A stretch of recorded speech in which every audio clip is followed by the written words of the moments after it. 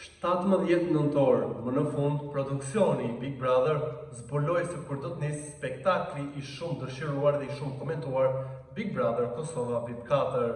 Pas javëve dhe muajve diskutime se kur do të ishte data që do të nisë ky format, që mban të mbërthyer një audiencë, sigurisht me të gjitha dramat, me të gjitha polemikat, shtojmë këtu dhe dorë në produksionin që shpeshherë flitet, që ka dhe bën pjesë në lojra që zhvillohen apo dhe në tematikat që banorët diskutojnë dhe le të themi analizojnë njëri tjetrin, provokojnë, ka më në fund një datë zyrtare, 17 nëntor, ditë e hënë, do të nisë formati Big Brother Kosova VIP 4. Kemi diskutuar shumë, kemi përfolur shumë emra se kush do të jenë, por ajo që me sa po shikoj dhe me sa po dëgjoj dhe po kuptoj në Klan Kosova, do të flitet sërish për thyrje tabush. Pra është vënë, le të themi një qëllim vetes nga ana produksionit për të thyer tabu. Të jemi sinqertë dhe të jemi drejt për drejt, siç jam dhe do të jem gjithmonë me ju, Big Brother Kosova ka thyer shumë tabu që më pas janë parë dhe në Big Brother në Shqipërisë, që në edicionin e parë kishte një drag queen, në edicionin e dytë kishte një transgjinore, në edicionin e tretë një gay, edhe në edicionin e katërt, por proflitet që duhet të themi që të thyet tabuja e lidhjes së një çifti të të njëjtës gjinimi me njëri tjetrin. Sigurisht që kjo do të shkaktonte një reagim shumë të madh, do të sillte një provokim të masit të madh në një shoqëri ku ruhet me fanatizëm ana tradicionale dhe familjare. Shtojmë këtu dhe debate që po bëhet në Shqipëri për barazin gjinore, ku flitet për një shtim edhe për një numër tjetër të gjinisë përpos asaj që është natyrale mashkull dhe femër. Pra kuptohet se sa debati nxehtë është ky, edhe nëse do ta fusim brenda një formati si Big Brother që ka impakt të menjëhershëm goditës dhe le të themi shumë pranë audiencës, lidhja e dy personazheve publik të së njëjtës gjinimi me njëri tjetrin do të ishte provokimi më i madh që mund të bënte një Big Brother që për hir të vërtetës trajton dhe thyen tabu përpos e themi misionin që ka për të qenë një edicion sa më i suksesshëm. Edhe këtë herë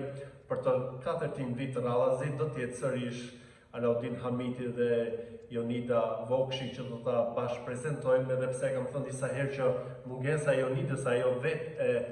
tregoj që është bërë me kast, pra për të parë dhe për të matur impulsin e publikut, por nuk është se ka pasur një impuls të madh. Audienca më shumë interesohet se kush do të jenë personazhet se sa se kush do ta prezantojë, edhe pse në shijen time personale do doja që të ishte i vetëm në prezantim Alaudin Hamiti për të gjithë narrativën, për të gjithë qasjen dhe për të gjithë pozicionimin që ai ka në Big Brother gjatë prezantimeve në të 3 edicioneve, ku e kemi parë shpeshherë të shpërthejë, të jetë i ndjeshëm, të jap mesazhe goditëse, të bëhet viral, të kthehet në meme. Pra i ka të gjitha koloritet për të qenë një prezantues i vetëm. Ndoshta do ta shikojmë në një tjetër edicion. E sa i përket shtëpisë, kam parë një video ku shikohet një pjesë e shtëpisë, tualeti, dushi më saktë ku do të bëjnë dush personazhet VIP, është roz, pra ka shumë ngjyra e shtëpi, ka një transformim që besoj do t'i shërbejë dhe vetë banorëve, pasi kur je në një ambient të ri, sikur ke një lloj tjetër connection me një tjetër energji se sa në një shtëpi ku e ke të zymë, ku nuk e ke atë vibe-in e diçka luksoze, me sa duket shtëpia e Big Brother Kosova VIP 4 këtë herë do të jetë luksoze. Vura re një vask të zezë. E kemi parë që vaska është përdorur në Big Brotherin e Eglës, shumë nga jo ka pasur provokime, lojra me njëri tjetrin. Nuk e dim nëse do të ketë një personazh të tillë në Big Brother që do të provokojë të tjerët duke qëndruar në vask. Sipas shak, kjo vetëm mbetet për të parë. Të gjitha ato që ne flasim dhe kemi folur për gjatë kësaj kohe, sigurisht janë një lloj aludimi që ne bëjmë për edhe për personazhet, pasi po mbahet në mënyrë shumë hermetike se kush do të jenë qoftë edhe opinioniste, por ka një lloj targallaku, ka një lloj portaliteti që mua nuk më pëlqen te kolegët. Kryesisht kur kemi një lloj raporte, këtë e kam në aspektin personal që pa e mbaj me kaq shumë fanatizëm, e kuptoj dhe mirë kuptoj punën e tyre, por jo kaq shumë shablon. Në të kundërtën, unë jam treguar dhe jam shumë bashkëpunues me to, të mos flasun se sa po jam sa herë që kontaktojmë për të bërë një lidhje me ta, por kjo është një pjesë e imja dhe nuk do doja shumë që ta zgjasja, sa i takon personazheve. Pritet që të kemi personazhe që kanë thyer tabu, pra presim që të kemi një transgjinore, presim që të kemi nga komuniteti LGBT, presim që të kemi nga fusha e pornografisë, por ajo që do doja dhe që kam thënë shpeshherë është që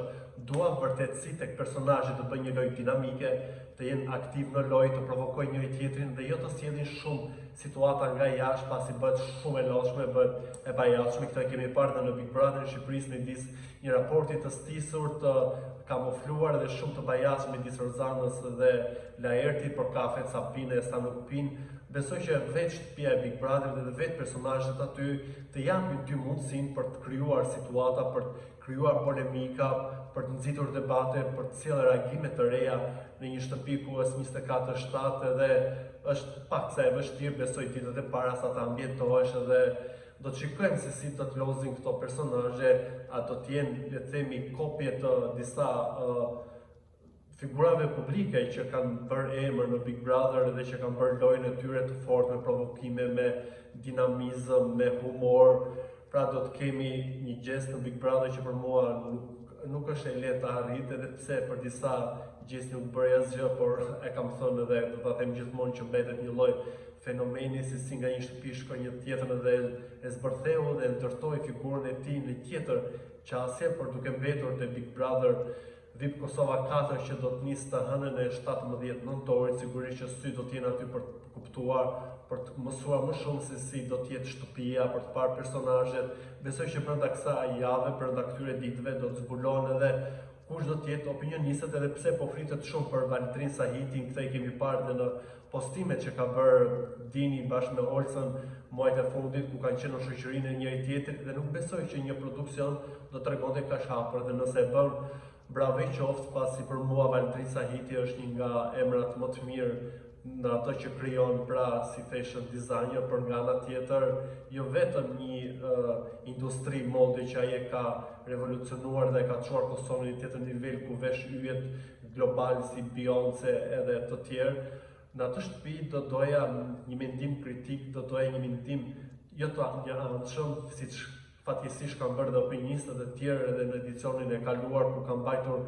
të qëndrime dhe kanë mbështetur lojtarë të caktuar. Opinionisti duhet jetë aty për të analizuar ftohtë edhe ndoshta për t'i dhënë tjetër ritëm, për të provokuar paksa banorët, për të parë temperamentin e tyre, se si do të ndikojë një informacion nga jashtë brenda shtëpisë, ku tensionet janë të forta dhe loja është dinamike. Do doja të djem mendimin tuaj, si i keni parë të gjitha këto që po ndodhin këto kohë, pa nisur ende formati i Kosovës VIP 4.